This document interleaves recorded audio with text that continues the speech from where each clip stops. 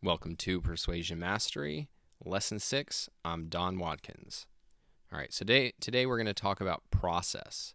And what we're really aiming to do is have a process that allows us to most effectively deploy all of the other skill sets of persuasion that we've talked about so far. So this is why I put process at the end, is we've talked about and given exercises for building up our 5 skill sets of persuasion. The 6th skill set is really how to integrate those and turn those skill sets into actual items of communication, whether it be a book, a speech, or an article. And the starting point when I'm thinking about process is that we need to keep in mind that you can really think about 2 major functions of your mind. So there's your conscious mind, and this is the reasoning mind, the thinking mind. It's slow, effortful. It makes judgments. It logically connects things. Then there's the subconscious. This is the fast, intuitive, automatic part of your mind. So for example, I'm going to ask myself consciously, like, what do I want for dinner? And my subconscious is going to toss up, why not pizza?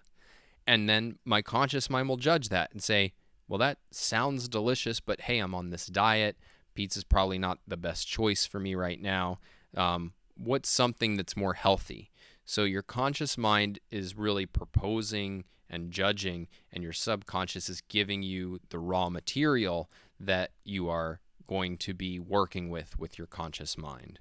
And this is going to be really important, because what we're going to see is we're going to see how a process should be tailored to the correct relationship between the conscious and the subconscious. And so you can think about this as the issue of who's driving. Communication is a complex process. It involves an interaction between the conscious mind and the subconscious. And for certain parts of the communication process, you're primarily operating by your conscious mind. And for other parts of the process, you're primarily operating by your subconscious mind. And a problem happens when you try to mix those, when you try to do things in a communications undertaking that are where both your conscious and your subconscious are trying to be in the driver's seat at the same time. So a common mistake is that people will just sit down and start writing. It's like they wake up and like, oh man, I want to say something about Social Security, and they just go to the computer and bam, try to like bat something out. And the problem that they run into, and they'll often just get paralyzed, or they'll end up with something that they're not happy with, is the mistake that they're making is that by combining every element of communication into one act rather than breaking it up into a process, what they end up doing is having clashing, a war between, okay, this really should be driven by my subconscious, and this part should really be driven by my conscious mind, and they're trying to do both at the same time. And so what I advocate is breaking that up into a process that I call the TOAD process. And I'm going to explain what that means in a minute. So TOAD is an acronym for thinking, outlining, drafting, editing. And I'm going to be speaking mostly in the context of writing, but in many ways it applies to planning out a speech. I don't believe in writing out speeches unless you're like the President of the United States or CEO of a company and you have to for certain things. But even if I'm giving an extemporaneous speech, I'm going to think, I'm going to outline, and then I'm going to edit the outline. What I usually end up skipping over is the drafting, because what drafting is in speaking is it's really executing on your outline. It is the drafting, but you're drafting your final version. So you want to do a lot of, you really want to work with your outline heavily as you're planning out a speech. But thinking is thinking, and we'll talk about this more, but ideally thinking on paper in order to establish your own clarity.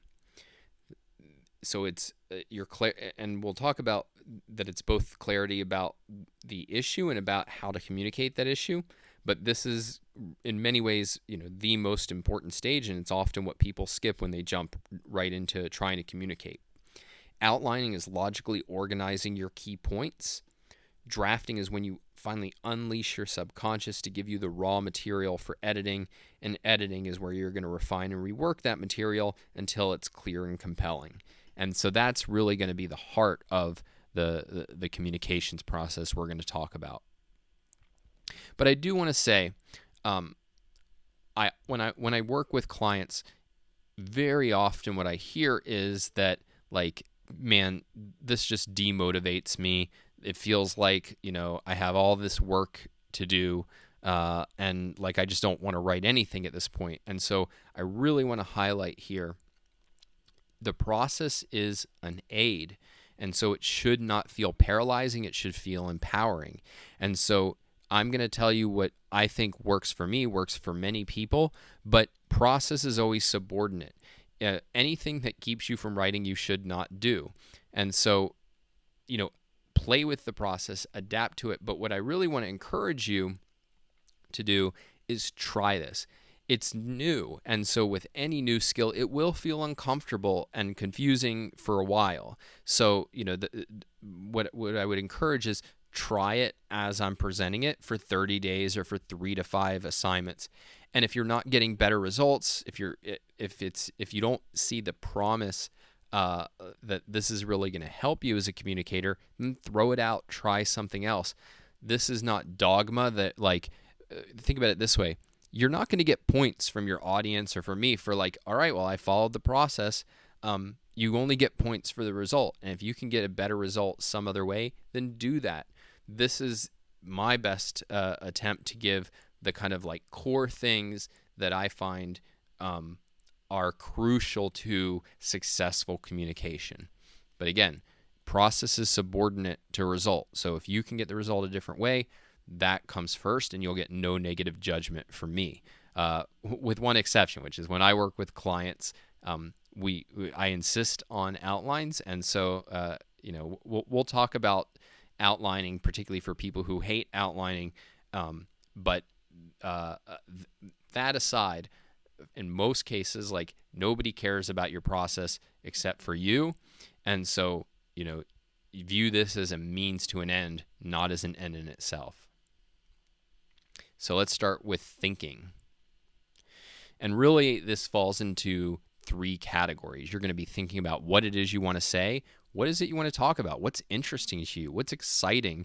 What are the subjects that actually will get you out of bed in the morning excited to sit down at your laptop? Then what's the truth? Getting clarity in your own mind about, like, okay, what is actually right in reality? And do I really know it? Do I really understand it?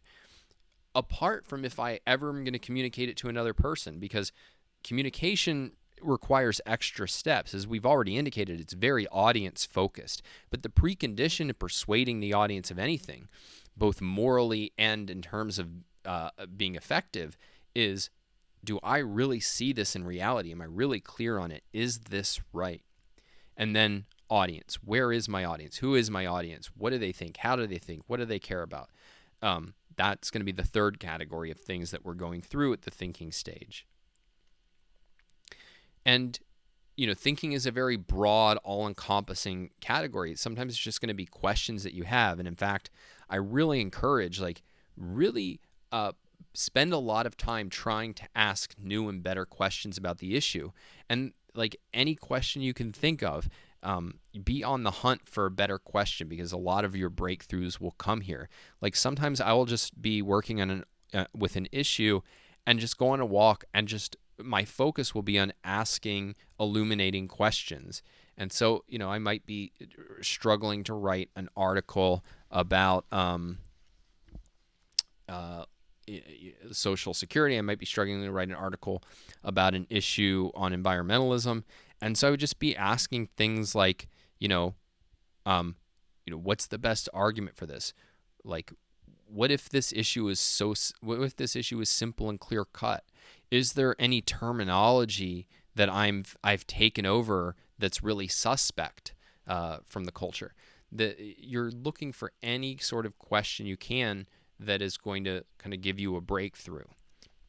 This is also the stage at which you should be doing research. One of the things I learned way back when I was in journalism class in high school was as a rule of thumb, you should have 10% more research or material than actually goes into your article. Otherwise, you will not have a compelling article. So I would say the same thing. If you want to be persuasive, you should know roughly 10 times more at least than what you're putting into the piece. And so this is the stage at which you can actually gather the research, the quotes, the data that is going to then help you develop your outlining points and help you fill in those points as you write.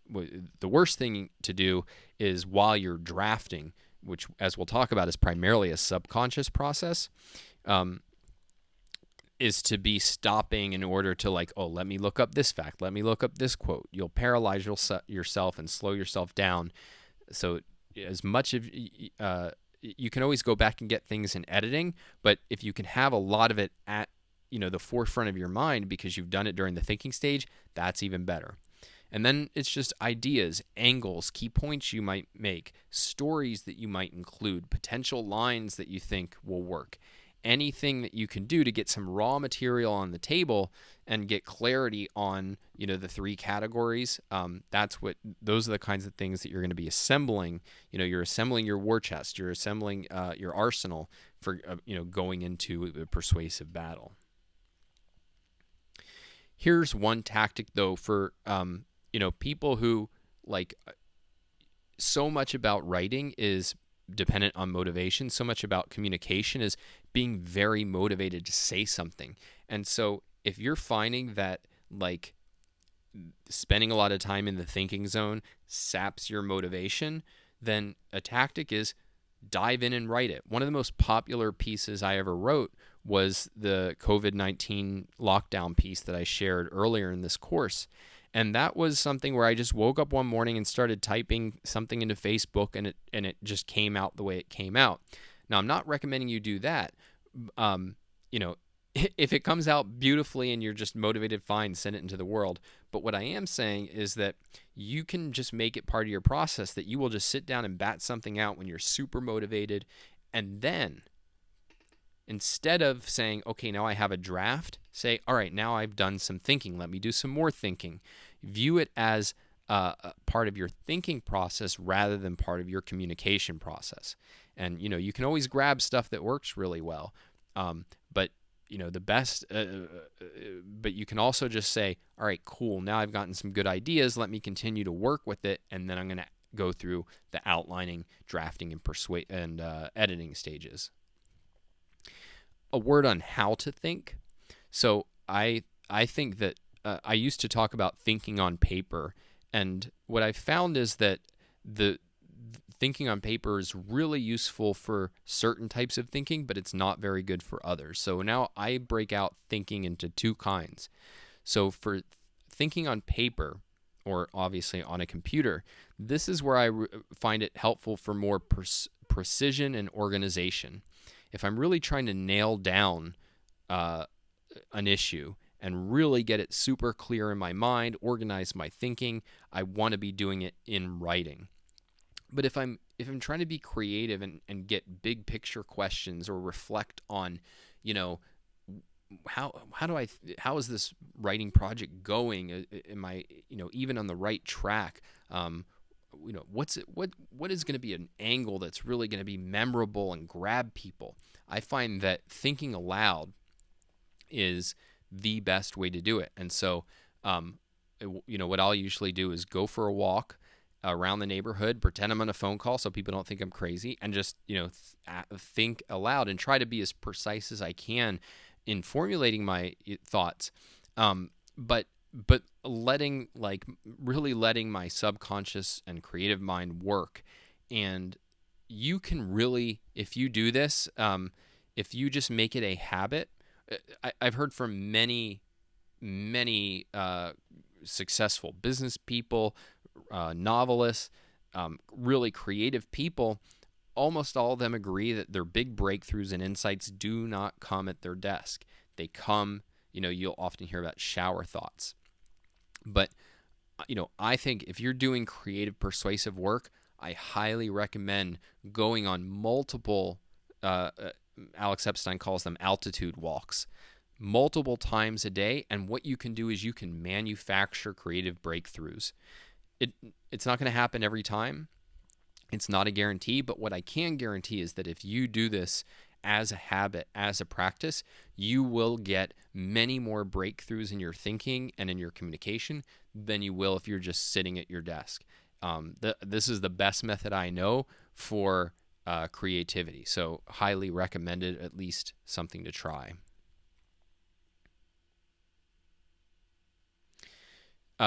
You'll find in the workbook for this course the pre-writing worksheet. This is going to be a list of questions that I recommend asking yourself.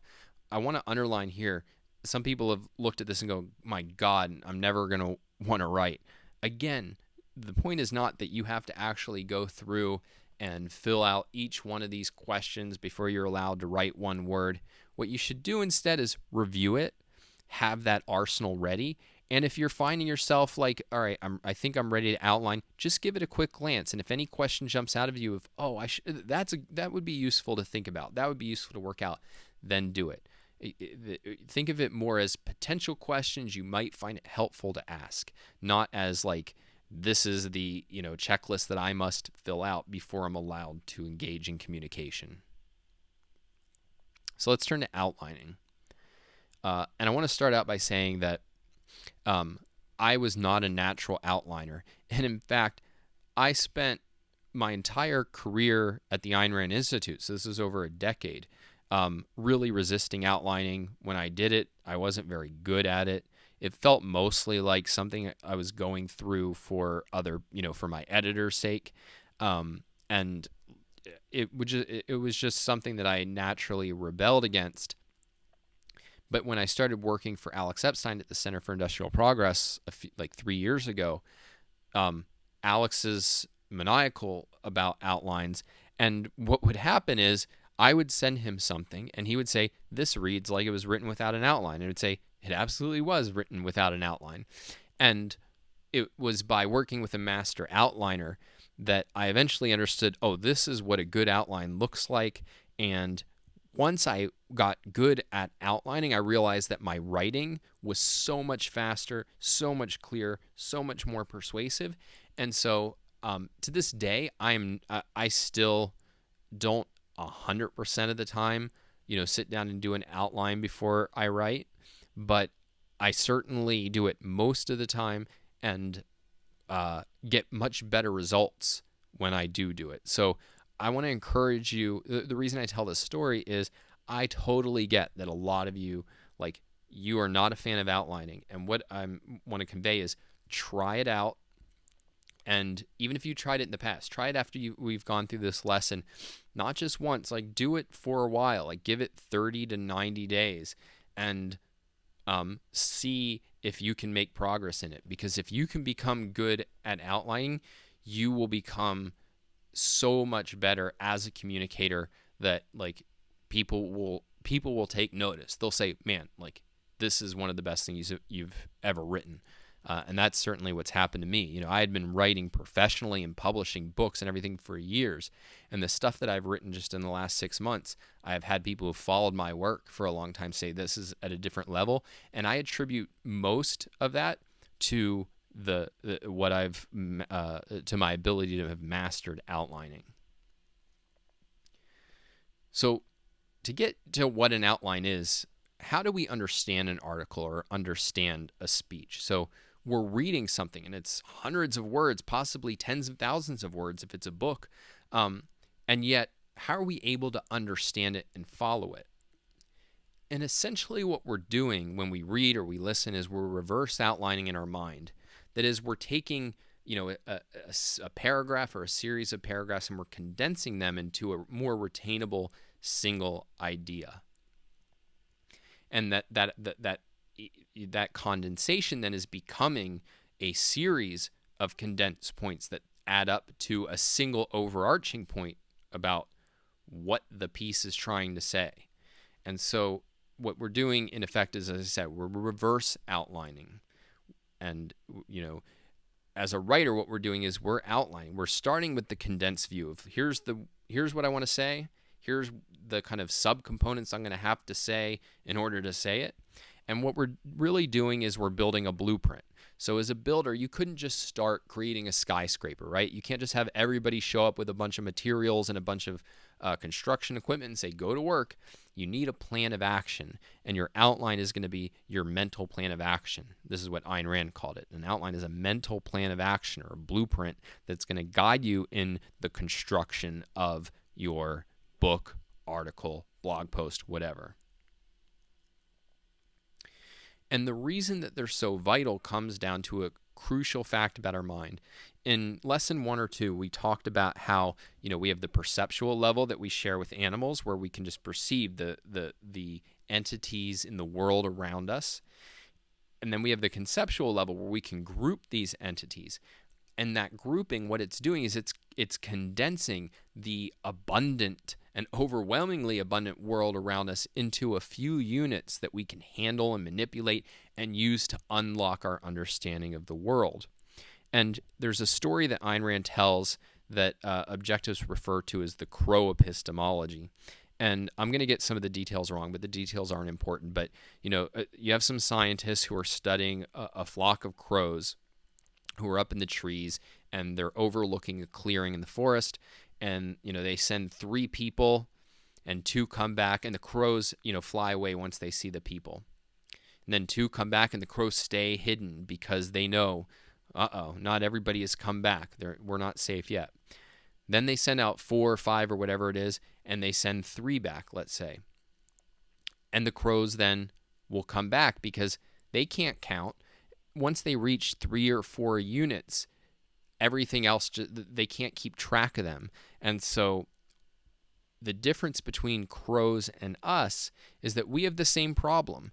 If we are not actually counting, we're going to get overwhelmed with the quantity very quickly. So if I put out 3 playing cards and then took 1 away when you weren't looking, you would notice, 1's missing.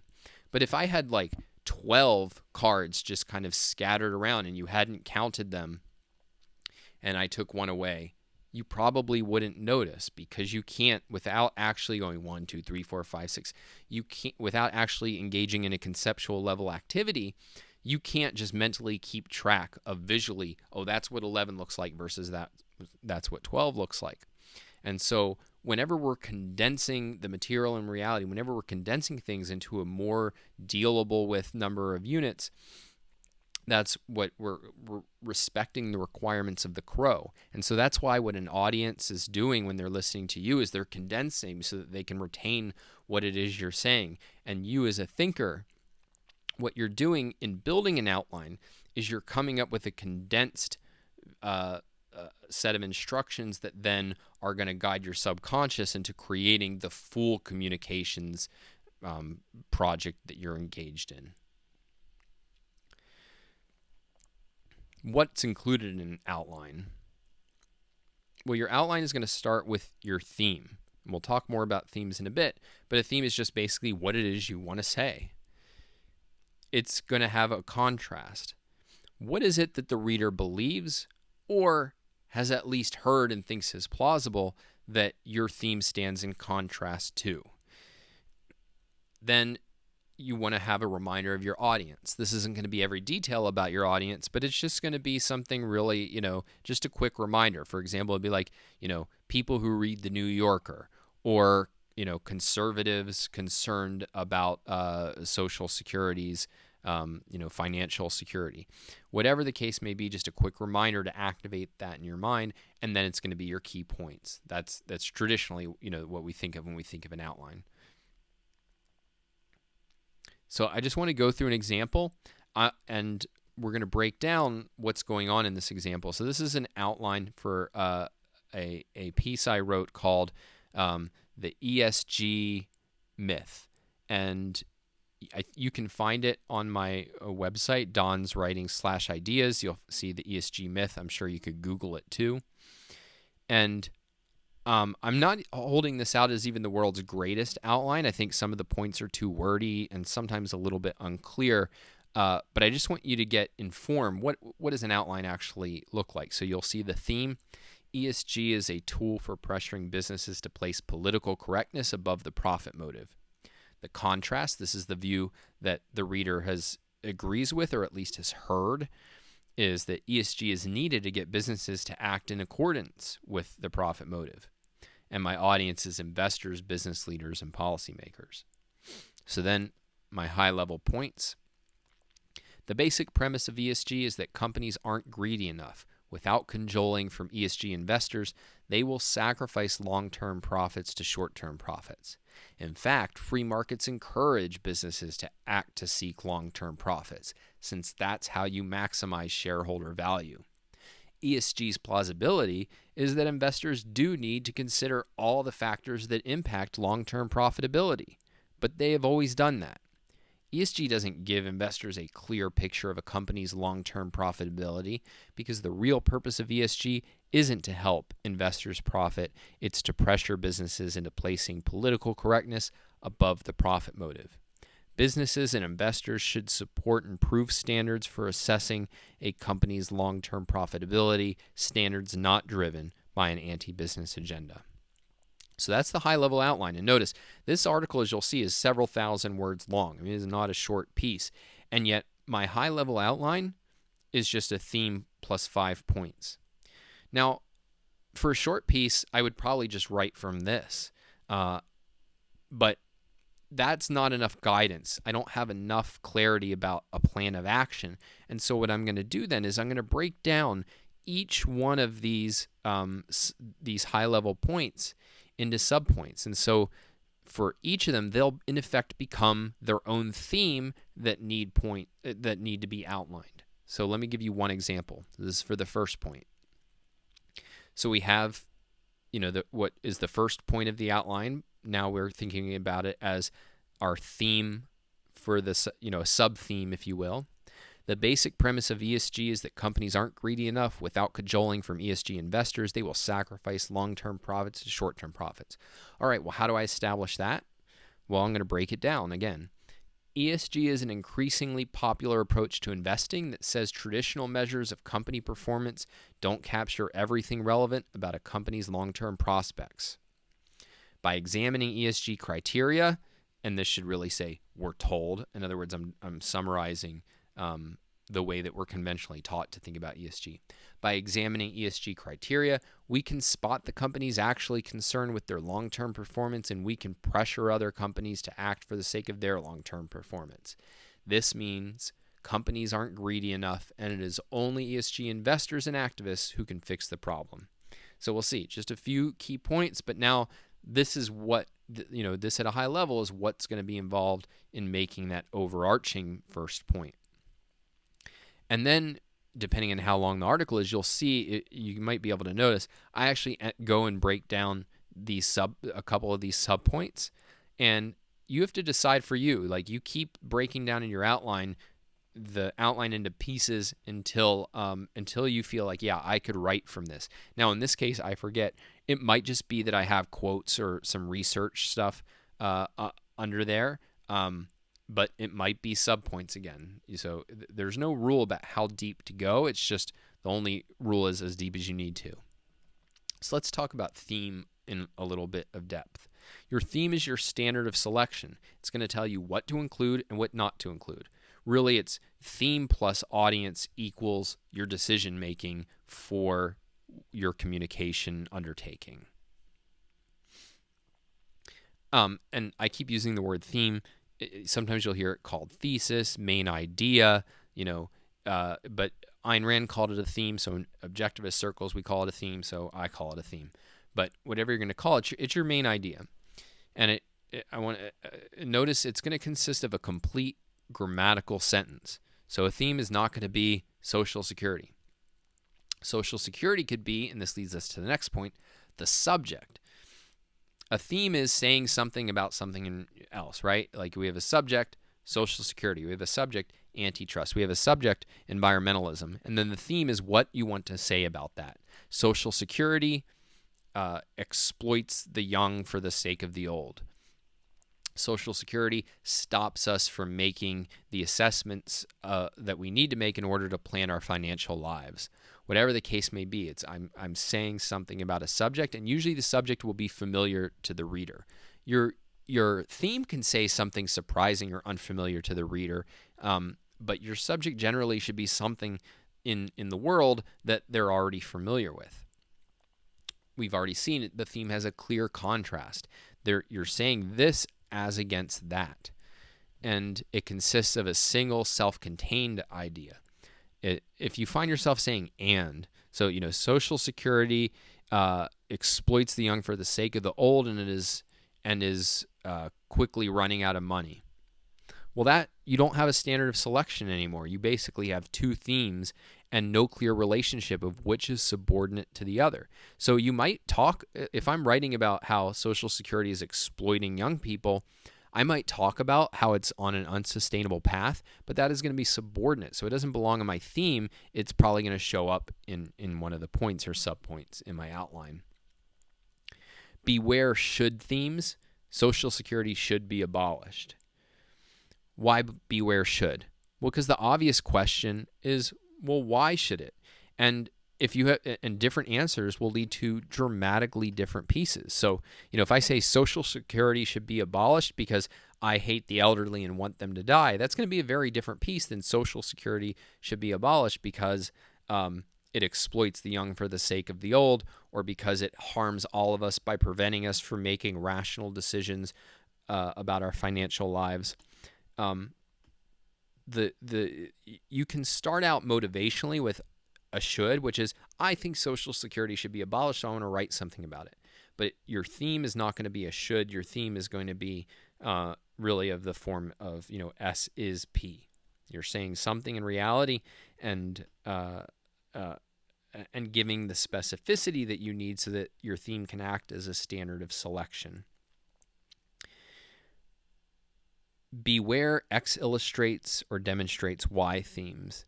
So, the election of Donald Trump illustrates or demonstrates that, America is on the decline. And there's two main problems with these. One is it's very rarely true that like X demonstrates Y. It's very rarely true that a concrete demonstrates an abstract principle. And then when you say that X illustrates Y, often really you're interested in talking about Y, and X is really a news hook. It's kind of how you're going to start out the piece, but your theme should really be what you want to say about Y. So they're not always wrong, but they're often wrong. Just be suspicious of them. And finally, be as simple and compact as possible.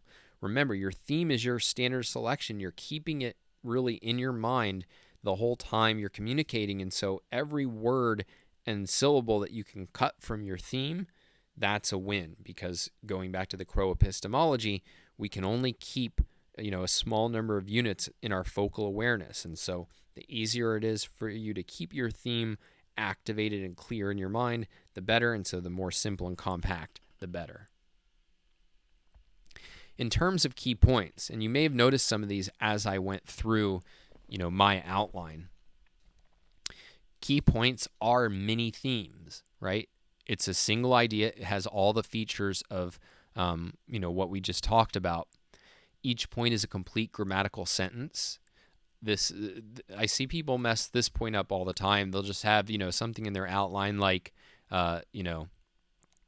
the state of Social Security, and then a next outline point would be like why it's damaging. Now I'm going to come to, there is a role for that kind of outlining, but when we're talking about outlining, we're talking about outlinings that are going to make sure you clearly articulate the logic of your piece and can judge the logic and compellingness of your piece. And so you cannot do that with those kinds of outlines. You want complete grammatical sentences. And then this, I really want to emphasize, the relationship between each point is clear. I'm going to talk about how to do that in a second. But if you noticed, it was when you read my outline, you could see the flow between the points. Like they weren't just ESG investing, we're told makes people greedy. ESG investing is really bad for business. ESG investing, like you could, well, I'll just talk about it now because it's easier to explain with what I call the paragraph test. So the paragraph test is if you eliminated the bullet points and just put your outline into a paragraph form, Would it read like a real paragraph? Could you hand it to somebody and not convince them with it? If you could convince them with it, then why are you writing anything other than a paragraph? But that they could follow it as like, okay, this is kind of a summary of your viewpoint. That's when you know you have a good outline, that you've gotten the logic of the piece clear. And then finally, you want no more than 8 points on any level, and really 6 is better. Because again, you're trying to get a treetop perspective. You're trying to be able to judge the logic of your piece and see if it all adds up and it all holds together. And if you have more than 8 points on a single level of your outline, you can't retain the total. And 6 is even better, because 6 is far easier to retain than even 8. So using the paragraph test, here's a tactic. If you're bad at outlining, start by writing a paragraph. Write a paragraph that summarizes your overall argument, and then change the outline to bullet points. Sometimes it's just the very fact of bullet points. We automatize a certain kind of disconnected way of functioning with our ideas. And so try writing it just as a paragraph, just as if you were going to, hand this to somebody to read. And then if you've done it right, then you should have your outline. Another tactic is the 2 outline approach. So I have found for myself that in many cases, not all, but in many cases, I cannot write very effectively from an outline that's kind of spelled out in complete sentences. It doesn't unleash my subconscious. It actually narrows my subconscious. And what you're trying to do is unleash your subconscious so that it's giving you the right material at the right time. And so what you can do is you can think about this outline that we've talked about as your planning outline, but then you can turn it into a writing outline. And here you just take each point and you turn it into either a brief, statement or question for yourself. So for instance, that now you could turn it into, what the basic claim about ESG. Why is that wrong? You're turning it into reminders to ready your subconscious, but the reminders based on a precise planning outline that you've already created to ensure that your logic is sharply articulated and compelling. I've provided you in the Authentic Persuasion workbook the outlining worksheet. And so this is going to give you some tools to actually develop really compelling outlines. And again, remember, all of this stuff is, use it insofar as it's helpful, insofar as it's paralyzing, forget about it. Drafting, this is my favorite topic of all, because there's really nothing to say except for do whatever it takes. I used to give this advice. If you've been following my communications and persuasion work for several years, you'll have heard me talk about writing a shitty first draft, which is a phrasing that came from this book, Bird by Bird, which I didn't at the time find very helpful, except for that chapter had a great chapter title, Write a Shitty Draft. But what I found, and what other writers I've worked with have found, is that for some of us, that is actually not the best way to proceed. That we actually do better not by trying to write something perfect, but by trying to write something pretty good. That if we just literally make something that's garbage, it's not very useful. It's not very motivating. In fact, it can be demotivating. And this idea of I'm just going to write as fast as possible and get words on a page works for some people. But for many of us, you're trying to write something good.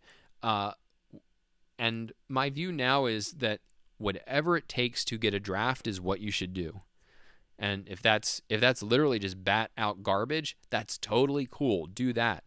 If you cannot write without going slowly, trying to get things right, even, and this is going to be heretical to many writing teachers, even having to go back and edit the paragraphs that came before in order to get to the next one, don't do heavy editing. I mean, you really will paralyze yourself.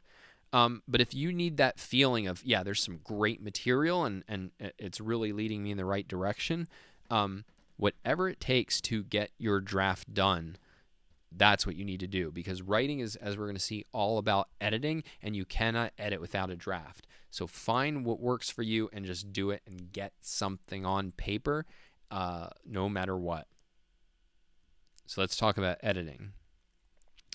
Ed Catmull, who's is, or at least was, the CEO of Pixar, one of the mantras around Pixar, he said, was that all creativity was going from suck to non-suck. And he was saying, like, look, everything that we've done that you love, whether it's Up or Toy Story, or Cars, not that anybody really loves Cars, but all of it started as an idea that sucked. It was raw. It was very vulnerable. It had weaknesses. But what creativity is not coming up with a great idea. It's coming up with what can become a great idea if you work with it. And this is going to be super true, that your draft is just the raw material. It's the draft. And basically the most important part of writing, and for my money, my favorite part of writing, is when you're going to edit. It's when you're going to refine that and improve it so that it goes from suck to non-suck. So that's the bottom line, is writing is editing. If you are not editing, you are not really writing. You are just spewing stuff on paper that is forcing the audience to suffer. But don't worry, they won't suffer. They just won't read what you're writing. It's all about the editing.